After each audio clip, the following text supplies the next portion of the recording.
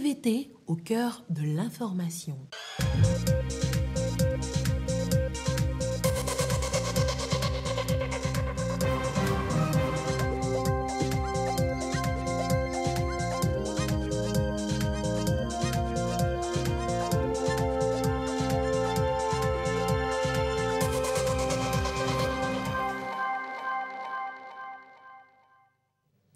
Bonsoir à toutes et à tous, bienvenue dans ce journal. Au menu de l'actualité ce lundi, il y a d'abord la conférence des Nations Unies sur l'eau qui se tiendra du 22 au 23 mars à New York.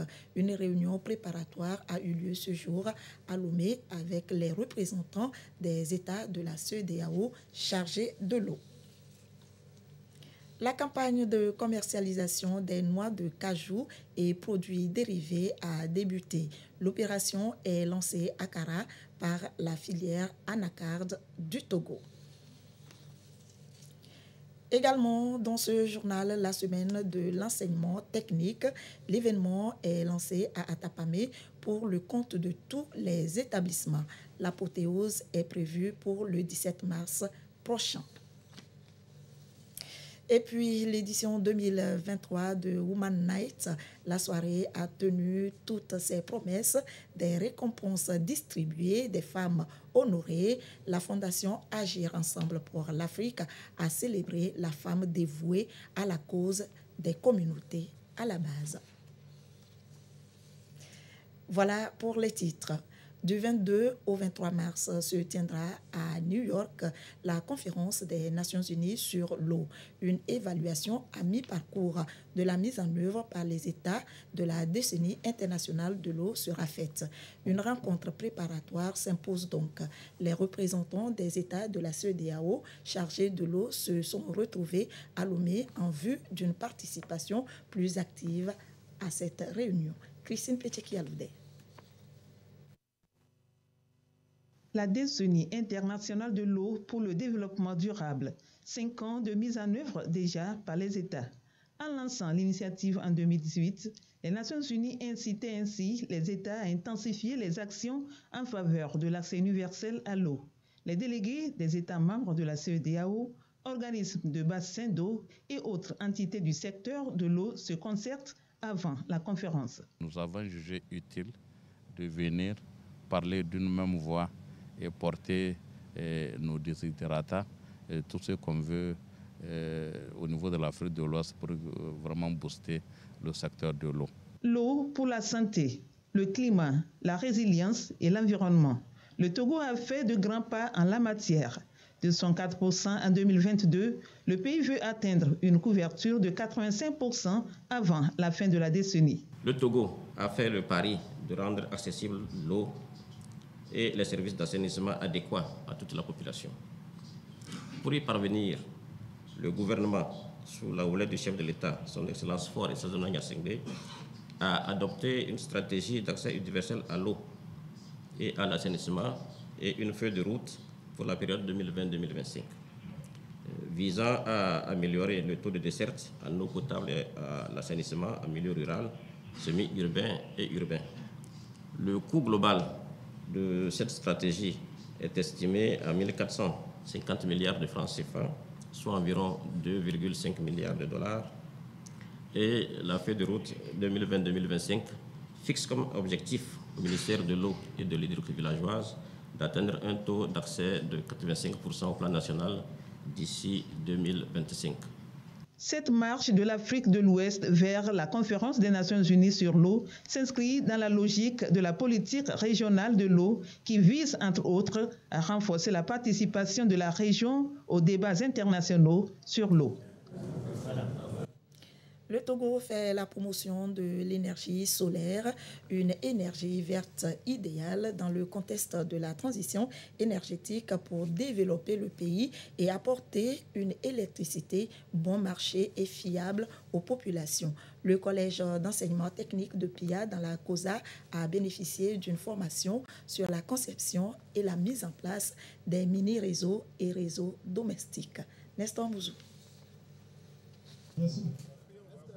En attendant l'arrivée au collège d'enseignement technique de Pia, des artisans électriciens, électroniciens et frigoristes après sélection, ce sont les autorités du ministère de l'enseignement technique et de l'artisanat, les autorités de la COSA, les responsables des chambres de métiers, les partenaires de ces chambres et les responsables des centres de formation qui s'imprègnent de la façon dont la formation sur l'énergie solaire photovoltaïque va se faire. Cette formation va tourner autour de 4 modules.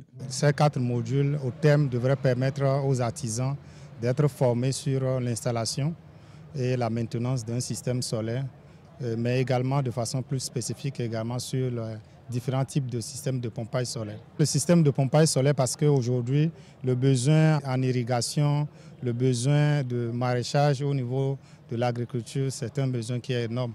Et donc, nous avons fait la spécificité de mettre en place un module intitulé « Installation de système de pompage solaire » qui sera déroulé à part entière pour donner les compétences nécessaires aux artisans pour pouvoir installer de façon professionnelle un système de pompage solaire. C'est également couplé aux travaux de plomberie et également au système d'irrigation.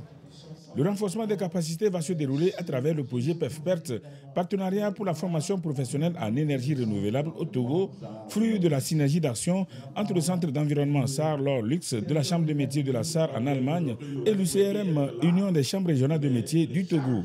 Nous voulons que l'artisanat soit au cœur du développement. Et pour ce faire, il va falloir que nos artisans et artisans techniciens puissent être bien outillés. D'abord, 1, de l'installation photovoltaïque, 2, de l'entretien de ces centres et installations, et 3, de la maintenance de ces dispositifs. Parce que c'est des éléments qui permettent aujourd'hui de pouvoir pérenniser une installation solaire. Nous avons le soleil, comme on le dit, gratuitement. Nous avons des équipements que les partenaires et le gouvernement nous rendent faciles. Ce qui nous reste, c'est d'être bien formés. Selon le directeur de cabinet Ikele Kossi Assedi, représentant le ministre de l'Enseignement technique et de l'Artisanat, la formation vise non seulement à rendre les installations solaires plus performantes, mais aussi à offrir aux bénéficiaires des opportunités réelles d'emploi et des perspectives économiques durables. La formation au collège d'enseignement technique de Pia va durer 30 jours. Après elle, d'autres formations seront aussi tenues dans les autres régions.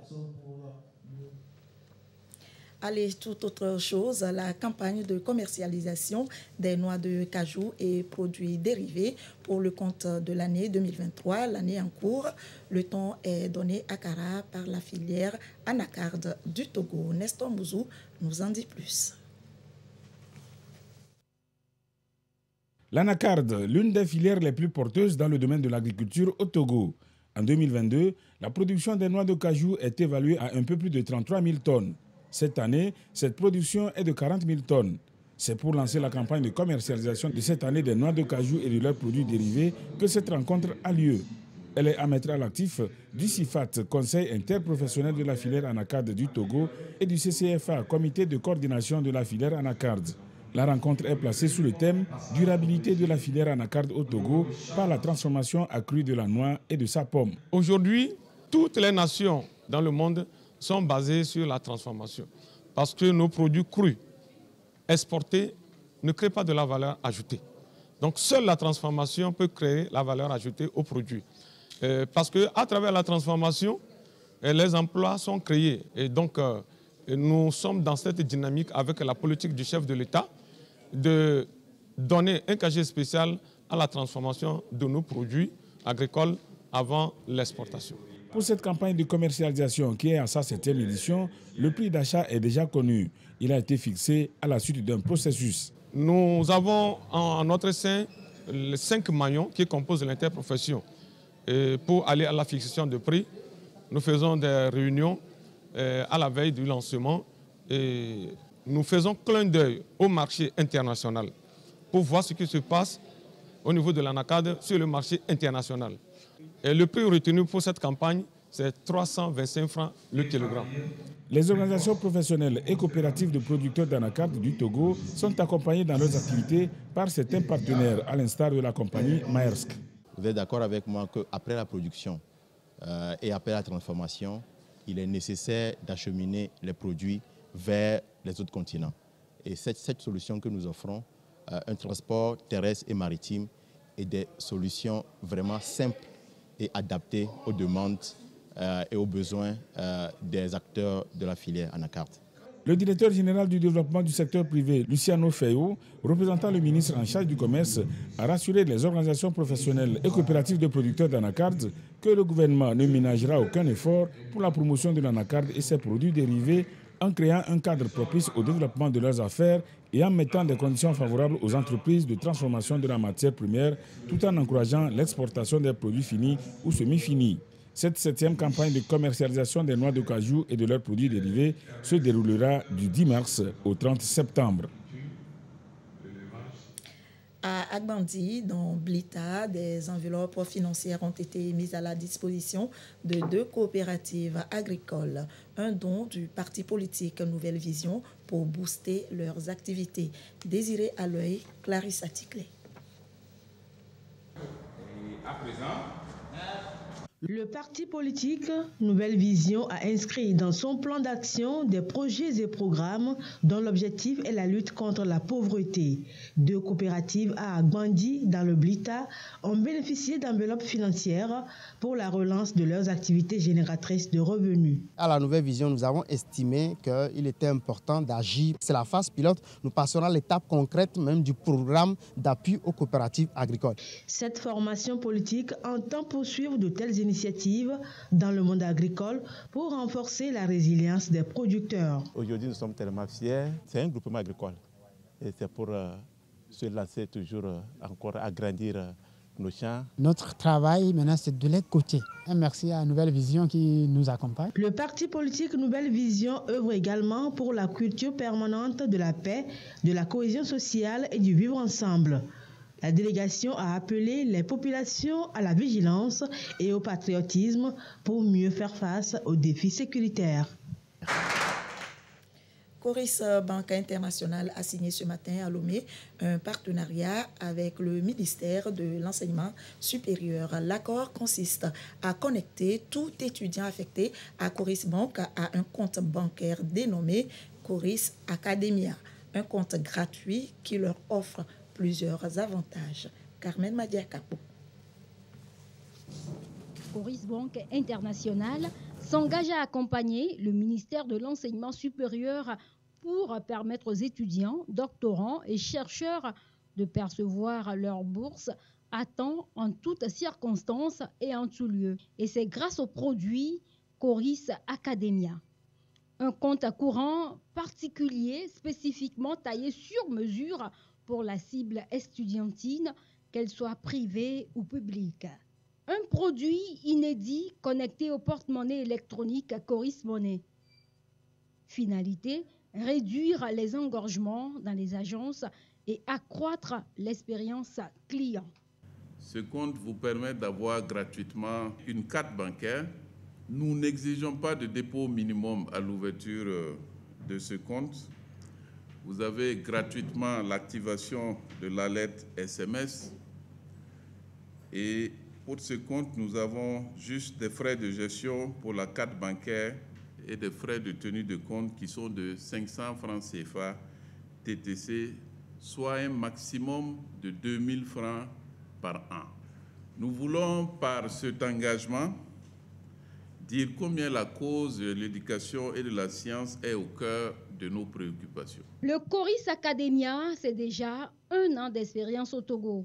Plus de 15 000 étudiants togolais sont détenteurs de ce compte dont l'ouverture se fait gratuitement.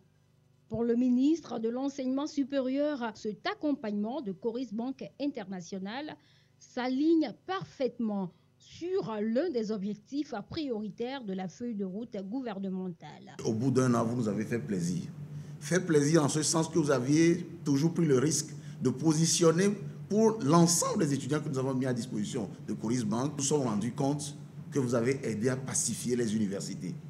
Aider à pacifier les universités, ce n'est pas seulement dans le déroulement de l'année académique, mais c'est aussi les accompagnements des petites choses qui entraînent de grands soulèvements. Mais vous avez accepté de faciliter donc ces processus financiers aux étudiants en leur ouvrant des comptes et de façon accélérée, sans frais. Le Coris Academia vient donc à fluidifier la gestion financière et permettre aux étudiants de se familiariser avec le processus de bancarisation. Depuis 2021, Coris Banque International Togo s'est inscrite au rang des top 3 du marché togolais et incarne une banque citoyenne en jouant un rôle prépondérant dans l'économie du pays et dans le développement de la bancarisation des populations. C'est parti pour la semaine de l'enseignement technique. Nous l'annoncions en titre. L'événement est lancé à Atapamé, dans la région des Plateaux, pour le compte de tous les établissements. L'apothéose est prévue pour le 17 mars prochain. Sylvain Abdou nous déroule le programme et les objectifs fixés.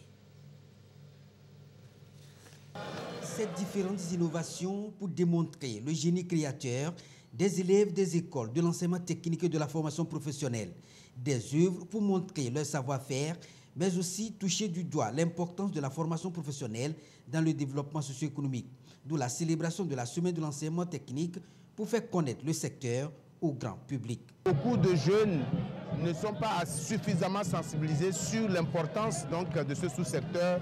Il y a lieu qu'une telle semaine s'organise pour porter à la connaissance de l'opinion publique et surtout de la jeunesse que la formation professionnelle, l'enseignement technique constitue vraiment un levier pour le développement. La semaine de l'enseignement technique est à sa 2e édition. Elle est cette année axée sur le thème Partenariat ETFP secteur privé, gage du développement économique durable. Un thème pour davantage valoriser l'aptitude professionnelle des jeunes. L'enseignement technique contribue au développement du capital humain, mais ce capital humain est plus utilisé par le monde du travail que représente le secteur privé. Renforcer le partenariat de l'enseignement technique, formation professionnelle et du secteur privé constitue une étape très fondamentale car cela permet d'être en adéquation avec le monde du travail. L'ambition du gouvernement, c'est de former des ressources humaines capables d'accompagner le développement économique. Et depuis plusieurs années, des réformes sont opérées dans le secteur pour plus de changements de paradigme. Ceci en vue d'une formation professionnelle de qualité. Des réformes ont été engagées, notamment l'élaboration d'une stratégie nationale de l'ETFP assortie d'un plan d'action qui prend en compte les questions de l'inadéquation emploi-formation, l'orientation au niveau des filières surtout porteuses, le placement systématique des apprenants en stage, la formation par alternance, pour ne citer que ces quelques actions. Cette célébration qui s'étale sur une semaine dans tous les établissements de l'enseignement technique appelle également tous les acteurs à travailler ensemble pour renforcer le partenariat public-privé en vue d'un essor économique et durable. Toujours dans les plateaux, s'est tenue une rencontre d'échange et d'information entre directeurs régionaux et préfectoraux du ministère chargé de la promotion du genre et de l'alphabétisation. Objectif, impulser une nouvelle dynamique en matière de protection et de promotion du genre visant à répondre à la feuille de route gouvernementale. Sylvain Abdou. Mieux répondre aux nouvelles orientations du chef de l'État en vue d'assurer une meilleure mise en œuvre de la feuille de route gouvernementale. Les directeurs régionaux et préfectoraux du ministère en charge de l'action sociale se prêtent à cet exercice, celui de partager les bonnes pratiques visant à renforcer leurs acquis pour bien accomplir leur mission sur le terrain, celle d'assurer la mise en œuvre de la politique de l'État en matière de protection sociale, d'équité et d'égalité genre, mais aussi de la promotion de la femme et de l'alphabétisation. La feuille de route étant le document de référence, donc chaque ministère a des objectifs qui lui sont assignés pour atteindre la mise en œuvre de la feuille de route. Cette rencontre permettra surtout de mettre en synergie les actions menées par les différentes préfectures. Il sera partagé d'abord les instructions données par le chef de l'État à l'occasion de la rencontre avec les régionaux à Kara. Il y aura à développer des stratégies pour comment s'y prendre, pour pouvoir mettre en œuvre les instructions données par le chef de l'État. Le but poursuivi, contribuer au renforcement de l'efficacité des interventions du ministère en faveur des populations vulnérables. D'où cet appel pour plus de dynamisme et d'efficacité sur le terrain. Les responsables des services déconcentrés que vous êtes doivent s'engager maintenant plus que jamais à l'atteinte des objectifs qui vous sont assignés par la plus haute autorité du pays. Vous devez donc faire preuve d'agilité, de célérité, d'anticipation, d'adaptation, de proactivité, de réelle proximité avec les populations à la base et de reddition des comptes dans toutes vos activités. Plusieurs aspects sont donc abordés, ceci pour amener chacun à un même niveau de compréhension visant à permettre aux uns et aux autres de redoubler d'efforts pour mieux répondre aux préoccupations des populations bénéficiaires. Dans l'actualité également, les 10 ans de pontificat du pape François, l'occasion de revenir sur les dates clés qui ont marqué le pontificat du premier pape non européen de l'histoire. Depuis le jour de son élection, le 13 mars 2013, le pape François s'est distingué de ses prédécesseurs. Le fait qu'il soit le premier pontife romain originaire d'Amérique latine et le premier à porter le nom de Saint François d'Assise constituaient deux des premiers signes du changement qu'il apporterait au sein de l'Église. Ses réformes et ses commentaires sur le changement climatique et la pauvreté, par exemple, ont fait la une des journaux du monde entier. Le pape François a également travaillé sans relâche pour favoriser les relations avec le monde islamique, devenant ainsi le premier pape à se rendre en Irak. Au cours des 10 dernières années, nous avons assisté à la plus grande redistribution du pouvoir entre les villes, les pays et les continents dans l'histoire de l'Église contemporaine. Le véritable pouvoir de l'Église réside dans le groupe des 120 cardinaux chargés d'élire un nouveau pape. Le nombre total de cardinaux issus du monde occidental a été réduit et ce faisant, l'influence géopolitique de l'Occident a diminué tandis que celle du monde oriental a augmenté. Toutefois, de nombreux membres de l'aile conservatrice de la curie romaine critiquent depuis longtemps le pape François. Franca Giansoldati, journaliste, a récemment publié un livre écrit avec le cardinal Muller. Ce dernier est connu pour être un détracteur du pape François. Il y a toujours eu la droite et la gauche, les conservateurs et les progressistes dans l'Église. Mais un compromis a toujours été trouvé entre les deux partis. Selon les conservateurs, le pape François n'a pas fonctionné de cette manière. Estimant que le chemin vers la paix ne peut plus être reporté, le pape François, en visite au Soudan du Sud en février dernier, avait exprimé son agacement face à la stagnation du processus de paix aux dirigeants du pays. Il a également appelé les Sud-Soudanais à déposer les armes. En bref, quelques 30 migrants sont portés disparus après un naufrage en Méditerranée au large de la Libye. Le drame s'est produit lors d'une tentative de sauvetage par un bateau cargo naviguant dans la zone. Revenons au Togo avec le Festival international d'histoire d'Anéro. C'est du 23 au 26 novembre 2023. Un rendez-vous culturel et un enjeu identitaire affiché. Le Brésil est le pays invité d'honneur. L'information a été rendue publique ce dimanche à Lomé. Ramdan Bassina. Le Festival d'Anéro devient désormais le Festival international d'histoire d'Anéro FIHA. Une mutation pour mieux revisiter les enjeux de la diversité culturelle et artistique de cette ville historique du Togo. L'initiative, portée par la Fondation Akereburu & Partners, place cette deuxième édition sur le thème « Les rencontres ». Une thématique pour amener les populations à s'approprier au mieux les valeurs qui fondent la ville d'Anéro. Et à travers le colloque scientifique qui va être organisé, c'est que les chercheurs et enseignants-chercheurs venus d'horizons divers puissent débattre sur les différentes contradictions liées aux rencontres, mais aussi voir dans quelle mesure la diversité culturelle, la diversité humaine, la diversité géographique peuvent constituer un atout important pour le développement de la ville d'Anéro. FIHA 2023, c'est un programme assez rassembleur qui est concocté. Conférences, débats avec les historiens et universitaires, jeux concours dotés de prix et surtout le carnaval d'Anéro. Ce carnaval connaîtra la participation d'une école de samba venue du Brésil. Le Brésil qui est d'ailleurs le pays invité d'honneur à ce festival. Les villes de Kara et d'Atiémé au Bénin sont également associées.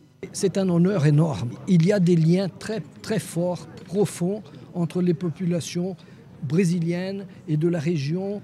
Pour nous, tenant compte de cette importance et de l'honneur de cette invitation à l'ambassade, nous ferons le mieux. FIHA, c'est du 23 au 26 novembre 2023 à Aného.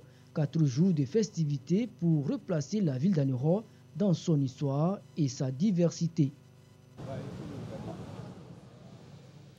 Encore des individus dans le collimateur de la justice togolaise de présumés cambrioleurs, 6 interpellés par la police nationale, autres chefs d'accusation, trafic et consommation de drogue. Les faits nous sont relatés par le commissaire de police Labré Nifo, chef division des stupéfiants. Propos recueillis par Sandra Aziabi.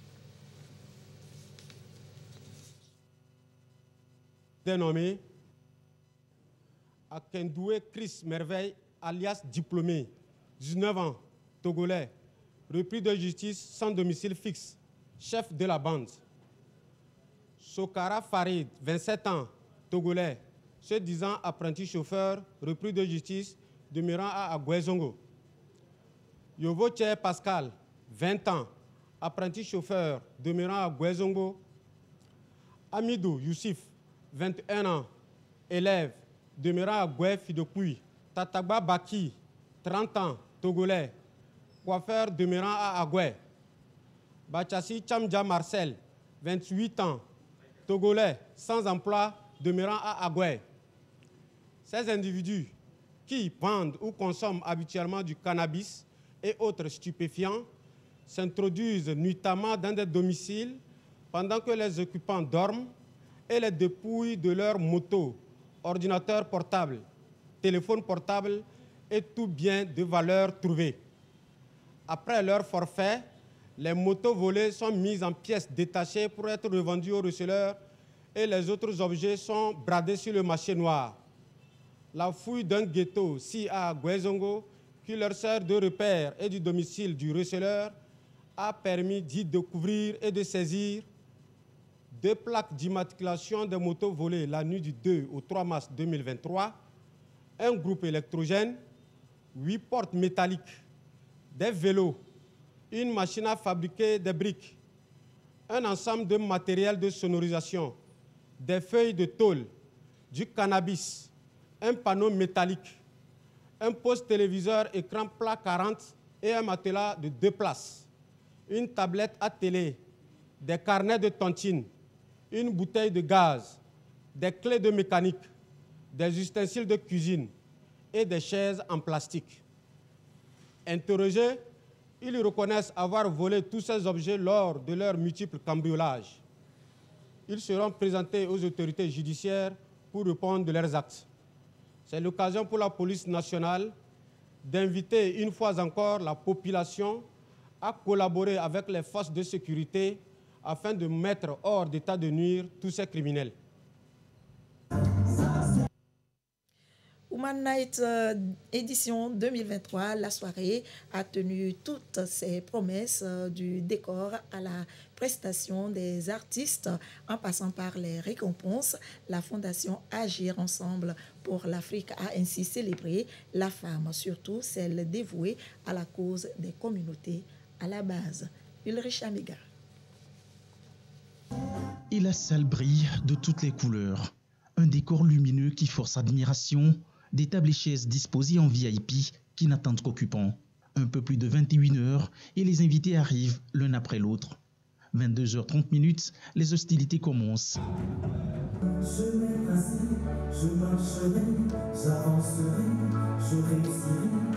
Une chanson qui appelle à garder espoir pour un lendemain meilleur. Cet espoir, beaucoup de femmes togolaises le sèment dans le quotidien des personnes en nécessité. Françoise Dogomong en est un exemple dans la savane, tout comme Clémentine dans la Kara. Woman Night reconnaît leur implication dans la lutte pour l'égal accès aux opportunités d'éducation, de santé et de travail. J'ai tout d'abord compris que mon handicap n'empêcherait en rien mon épanouissement. Et pour cela, ce prix ne vient que me pousser à plus d'engagement Depuis que je suis fonctionnaire de l'État, j'ai commencé par avoir pitié des enfants, des démunis, des enfants de rue, les orphelins. Je fais tout quand je touche mon salaire.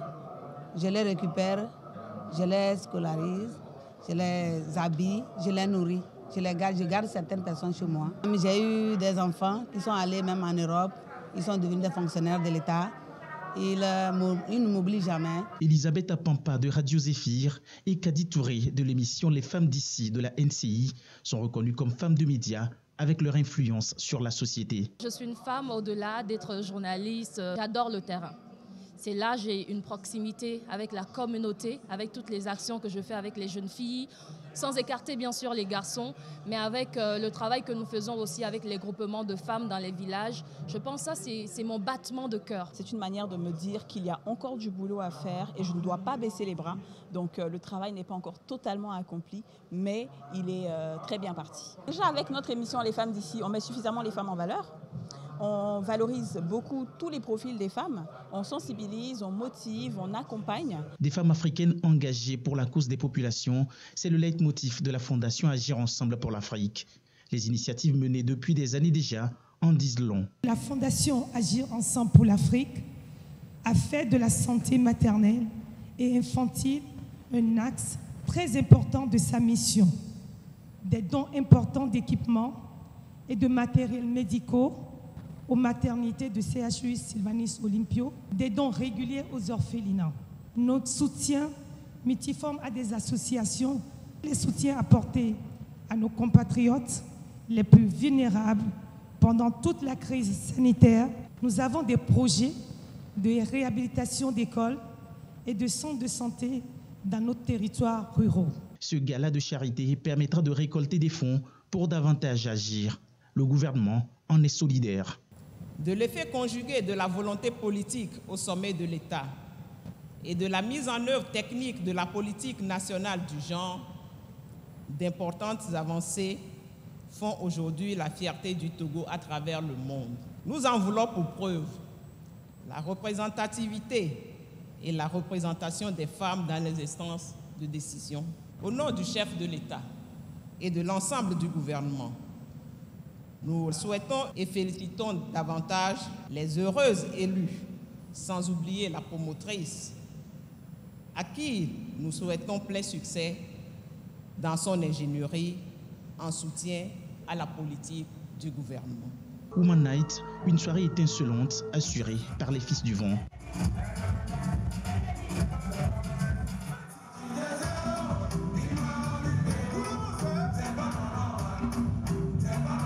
À leur suite,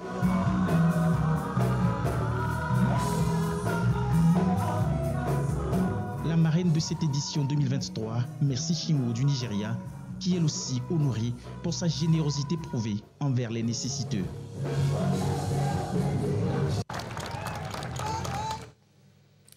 Danse des chasseurs cet après-midi à Piarodo, dans la Couza. Le chef de l'État a assisté à cette danse qui annonce le début des activités de chasse en pays Kabylie, activités qui vont se dérouler au cours du mois de mars. C'est après ce mois que vont démarrer les travaux champêtres. Nous vous proposons quelques séquences de cette danse.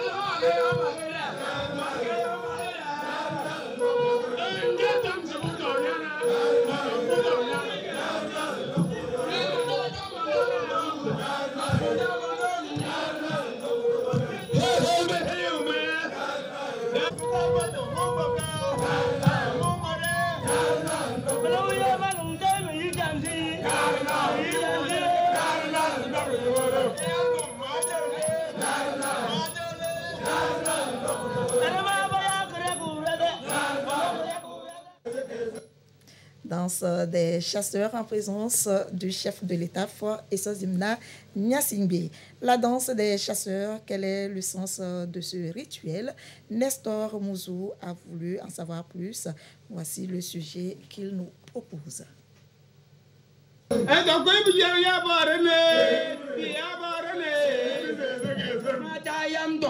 En pays kabyais, à la suite des cérémonies funéraires des personnes âgées de plus de 70 ans, entre décembre et février, vient la période de chasse durant le mois de mars et c'est cette danse qui donne le temps officiel à cette activité.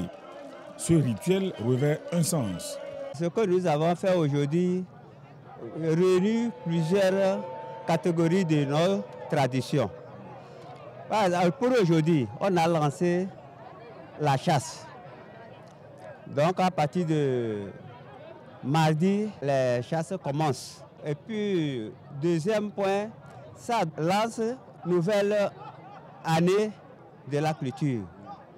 Dans 3 jours ou dans 4 jours, s'il pleut abondamment, c'est sympa qu'il y a un changement de climat, on commence à s'aimer. Et ensuite, ça donne aussi la base de la génération. La suite est les condamnants et Akwemi. Chaque chasse porte un nom. Ces noms ne sont pas choisis au hasard. C'est des gens, ils ont lutté pour le bien-être de tout le monde. C'est ces gens-là, à leur absence, pour que la génération qui sera née après nous ne va jamais oublier et connaître l'histoire. Il faut leur donner ce titre en créant une chasse à leur nom. Au cours de cette danse, ce sont les noms des valeureux fils du pays kabyais qui ont vécu ou qui vivent encore qui sont loués afin que d'autres fils prennent exemple sur eux. Et c'est ainsi que se termine ce journal. Merci de votre attention. Restez avec nous, nos programmes se poursuivent. Dans un instant, la météo, à suivre le panorama des sports avec Claude Ama et ses invités. L'actualité revient à 22h30. Merci de votre fidélité. Excellente soirée à toutes et à tous.